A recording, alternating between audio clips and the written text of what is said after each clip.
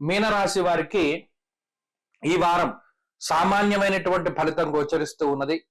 ఈ రాశి వారికి వ్యయ శనేశ్వరుడు అనగా ఏలినాటి శని దోషము, వ్యయ రవి యొక్క దోషము, జన్మరాహు యొక్క దోషము, అర్ధాష్టమ కుజుని యొక్క దోషము, తృతీయ గురుని యొక్క దోషము, అలాగే ఈ వారంలో అర్ధాష్టమ చంద్రుని యొక్క స్థితిగతులు అనగా చంద్రబలం కూడా తక్కువగా ఉన్నది.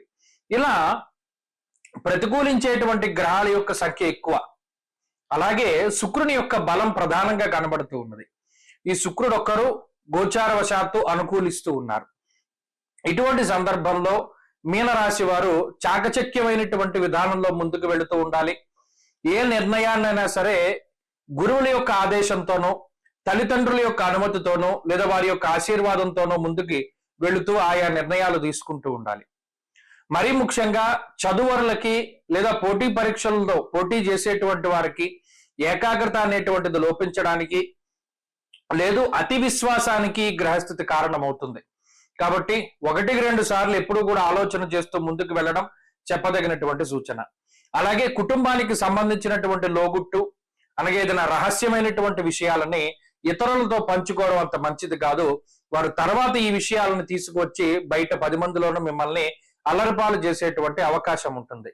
అంతేగాక వృత్తి ఉద్యోగాల పరంగా ఎన్ని ఇబ్బందులు వచ్చినప్పటికీ వాటిని తట్టుకొని నిలబడడానికి ప్రయత్నం చేయాలి తప్పితే వాటి నుండి పారిపోవడానికో లేదా ఉద్యోగాన్ని వదిలిపెట్టడానికో ఎక్కువ అవకాశాలని ఇవ్వకూడదు. ఎంతసేపు కూడా కష్టాన్ని నమ్ముకుని ముందుకు వెళ్ళండి. ఇతరుల్ని నమ్ముకునో లేదా వేరే వ్యక్తులను నమ్ముకునో పలానా వాళ్ళు సాయం చేస్తారనుకునో ముందుకు వెళ్ళడం అనేటువంటిది అంత మంచిది కాదు. కుటుంబ సభ్యుల యొక్క సపోర్ట్ కూడా కొంత తక్కువగానే ఉంటుంది. ఆర్థికంగా ఉన్నటువంటి పరిస్థితులు కొంత ఇబ్బందుల్ని కలగజేస్తూ ఉంటాయి. వచ్చినటువంటి ఆదాయం కన్నా ఖర్చు ఎక్కువగానే ఉంటుంది. కొన్ని సందర్భాల్లో మీరుగా అంటే మీకోసం మీరు ఖర్చు పెట్టుకోకుండా ఇతరుల కోసం ధనాన్ని వెచ్చించేటువంటి పరిస్థితులు ఉంటాయి. ఉద్యోగ మార్పుకి ఇది సమయం కాదు.